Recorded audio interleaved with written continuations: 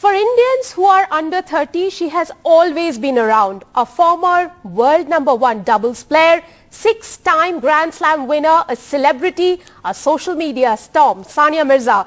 India's sporting fraternity experienced a quake when she said that this could be her last year on the circuit. She played in the quarters of the Australian Open mixed doubles with Rajiv Ram. Today, Sania Mirza joins us to talk about the road ahead. Sania, thank you very much for talking to us today. First thing, how are you feeling right now? I feel actually exactly the same. I mean, I think it came as a bit of a shock to everyone, and I later said that honestly, I think I should not have announced it so soon. I should have come closer to the year end and maybe announced it, because everybody got really emotional. Like you said, I think for people who are under 30, I've been around for most of their life, and it feels like I don't know, maybe it feels like people are older than they are 30 years old, or there's a lot of people that I got so many messages. But for me, tennis is always going to be part of my life, a very important part of my life. And I'm so grateful for the memories and the achievements that I've been able, to have. And I am, yes, I do plan to end at the end of the year, but I'm in it 100% until I finish, and it's a long year ahead.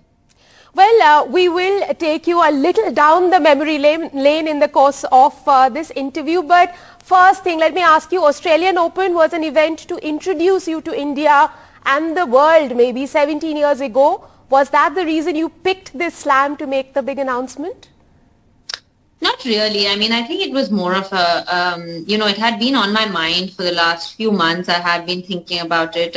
I was really, I was in a press conference, and the way that the journalists were taken aback, and I was almost surprised. I was like, I'm 35. You guys should have been expecting this at some point. But I think that Australia has been always very special to me. I won my first Grand Slam there. I won, like you said, the first time I ever sort of made that big mark in the professional circuit was there, playing Serena in that third round after being in as a wild card. So Australia has always been very special to me, and it was just actually a coincidence that it happened there. It was not planned, and I guess where things begin, and I'm lucky to have things end at the same place, I guess, somewhat. Sania, at your level, the elite level I'm talking about, they say it's mind over matter. Does the mind give some sort of signals that it is not aligning with the body? What is it about an elite athlete? What is the point when, she or he thinks that maybe this is it? Well, I mean, I said this before as well. It's not as simple as, I woke up in the morning and I said, I'm not going to play anymore. I mean, it is what I've done since I was 6 years old. I've done this for 29 years of my life, basically. And this is all I know how to do. And the day before I gave birth, actually, I have a video of hitting tennis balls the night before. Wow. So this is all I do, and this is all I know how to do. It isn't as simple as that. It is, of course, it's the body. I do think that my body, it takes longer to recover, for sure. I mean, I've had 3 major surgeries with 2 knees and a wrist. And the body is just not responding the way that I want it to respond. And maybe I'm expecting too much of my body too, considering I have had a baby, and there's a lot that my body has gone through. But it's also the mental frame a little bit. After you have a child, there are some different things that you want as well in life.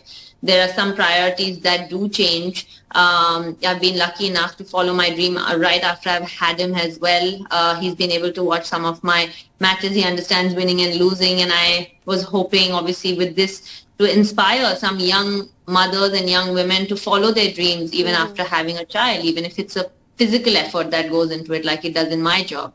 But the pandemic also is something that has made me think a little bit. It isn't easy to travel with a toddler who's not vaccinated week after week for 25, 30 weeks a year and put him under that risk. And, it isn't fair. I don't think. I'm hoping magically we are going to find this the solution to this problem that we have in this pandemic, and maybe I'll change my decision if my body allows me to at the end of the year. Sania, you've already spoken about that little 3-year-old Spider-Man loving coach that you have traveling with you these days. I have to ask you, what is more difficult, being a daughter or being a mother carrying the weight of expectations? Actually, neither. I don't think either of them is difficult. Both the things come very naturally to me. Being a mother, and any mother that is listening to me will know that being a mother is the easiest job in the world in terms of what comes out of it. It's a natural process that happens. Of course, day to day, there are some struggles, but it is the most gratifying, and it is the most beautiful thing that I've ever been. But even being a daughter, having the expectations for me is something that I've lived with all my life. I mean, I don't know it any other way. And I feel very privileged and honored to be in this position where so many people are backing me, so many people are looking out for me. And I feel I've had that over a period of more than 20 years, and I feel extremely grateful for it. This is your 21st year on the circuit. Sania, you've mentioned that you've had 3 operations. You went through motherhood. What has it really taken to be in the circuit for this long?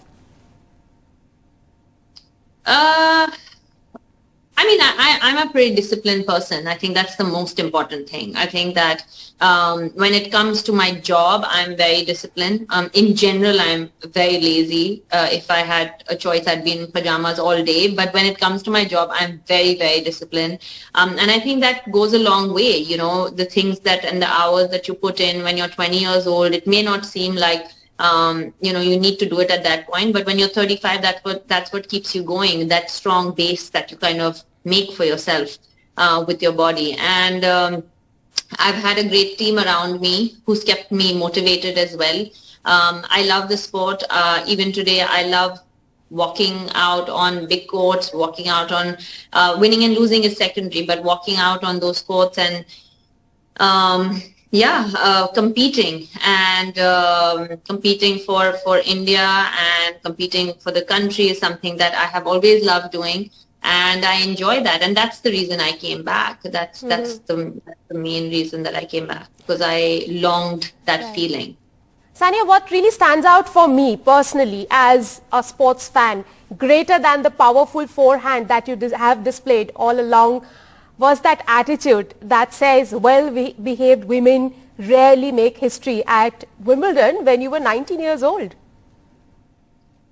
Yeah, I mean, I think I'm pretty well-behaved, to be very honest. I think I just have a reputation, but I just really speak from my heart. I speak what I feel is right, and I try and not wrong people and try and do the right thing. And of course, in the process, there are things and there are people that get offended and or not. I mean, it doesn't really matter as long as I'm being true to myself. And that's what I've tried to do and follow all my life since I was 18.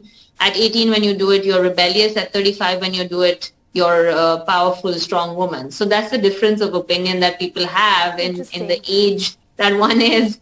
So, but today at 35, I can tell you that I wouldn't change one thing about how I've gone about my life. We are some of the chosen ones, and I feel extremely grateful to be here. Lovely. Sania, I have loved all those statements that you have displayed on your T-shirt. Let me ask you, which one is your favorite? Now, I'll give you 3 of these. You can either agree with me or be wrong. Don't get in my way. And of course, the most famous one, well-behaved women rarely make history. I think I'll go with the third one only because it's made so much news, and also, there's a story behind it. People think that it was all planned. That was the only T-shirt I had in my bag that was extra, and I literally just took it out and I put it on, and I reached the press conference and I didn't even realize what was written on it until I saw it in the news the next day, believe it or not. So, some things like just become a part of you, I guess, unintentionally as well. Sania, now I have to ask you this question. We have seen Serena Williams cry. We have seen great sportsmen and women cry. We have never seen Sania Mirza cry after winning, after losing a match. Have you never been heartbroken after a loss? Oh, I cry. I cry a lot. I just never cry in front of you guys. I think though, I may have cried in front of the media once, right after the Olympics when we lost that bronze medal match. I think that was the time when I think I may have. I don't really cry that often after I lose a match. I'm dejected and I'm disappointed, and of course, you try and get back stronger. But yeah, there have been moments. I remember the Commonwealth Games final where I lost the gold medal match, 7-6 in the third after like over 3 hours. So I remember bawling my eyes out, and I had to come out 2 hours later to play the doubles for the bronze over there. So I remember. I mean, there are moments I do cry. It's just I hide it better. 2016, would you say that was the lowest in your career, losing the Olympics? No, it was not the lowest. I was me and Rohan were the fourth best team in the world. Can't be the lowest if you're the fourth best in the world. But it was probably the most disappointed that I have been. It was the toughest loss that we had to take. I think I speak for Rohan as well. It is definitely, for me especially, it was the toughest loss that I had to take. It was tough, and sometimes I still wake up with nightmares from that. But as athletes, we have to pick ourselves up and show up and try again. Sania, we know how much you love playing for India. In 21 years, you have 14 medals for India. Along with joys have come some incredible lows also. You were taken to court for a picture taken during the Hopman Cup. At that time, you were in the top 30 in the world. And I think what you felt at that time, maybe what you feel now is different. But you've not publicly spoken much about that incident. Yeah, and I don't really wish to, because I think that this is not the time to dig into old things and say, what had happened or not. I mean, yes, there were moments where I did feel extremely dejected and I felt extremely sad that it was happening. But yeah, I mean, it was a long time ago. I think it was in 2008 or 9, when in 2022, I have moved on a long time ago from it. And I think everybody needs to move on. As you say, it's different being a girl and it's different being a woman. But I'll have to take you back to 2010. A boy from Sialkot and a girl from Hyderabad met, fell in love. Were you prepared for what was to follow? I don't think anybody was prepared. The reaction. I don't think anybody was prepared for that. But no, I mean, we just found it extremely, confusing at the time. As to why it was such a big deal, because we were just, getting married, and there were thousands of people who get married to each other from across the border also, and also, just generally, and we were like, what's the big deal? But I guess we understood that later on, what the big deal was, but we obviously still don't think it's a big deal. But how much have you been able to support each other's sporting career since? The learnings from each other?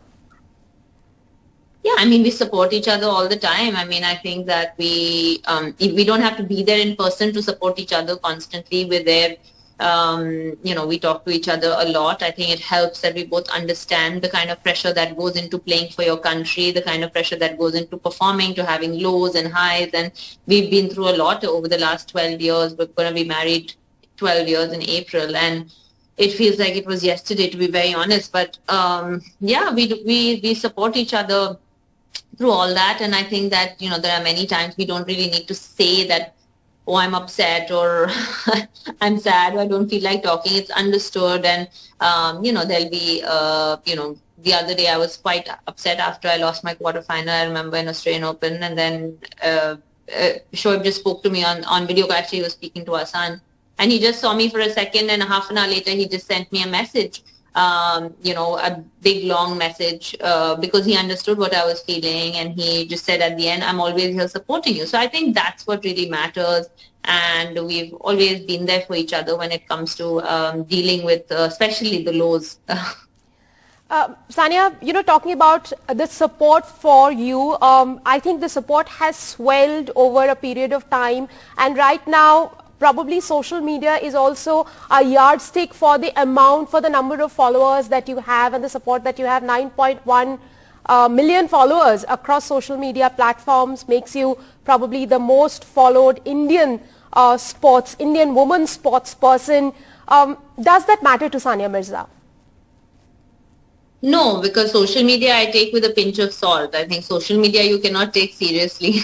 If you start taking social media seriously, you're seriously going to have some real bad days in life. So you have to take social media with a pinch of salt. I think it's great to be able to connect with people over different platforms. And I think this wasn't there, obviously, when I was growing up, where you can actually talk to the people that you admire and you're fans of. But you have to take social media. I mean, I do. You have to take it with a pinch of salt, and you have to take the good and the bad with it. I mean, it's got pros and cons, but it has more pros than cons. And yeah, social media is something that doesn't really, my mood is not changed because I read a troll saying something to me. Mm-hmm. I just deal with it like reading anything else. And that's how I think you should deal with social media, to be very honest. Sania, we have a long year ahead now, 3 more slams to go. Do we see you playing with Rajiv Ram and Nadia Kichenok as well? No, actually, I don't know. We didn't actually discuss if I'm going to play with Rajiv. I mean, we did talk briefly, and the plan was to obviously play, but we haven't really stamped anything on it. But I will not be playing with Nadia. No, I'm playing with an American, Shelby Rogers, in Dubai, Doha. For now, that's all I know. Well, we all hope and wish, Sania, that your body and mind stay aligned for this whole year, and for the rest of the time you are able to contribute to the world of tennis. Thank you very, very much for talking to us on NDTV. Thank you. Thanks for having me.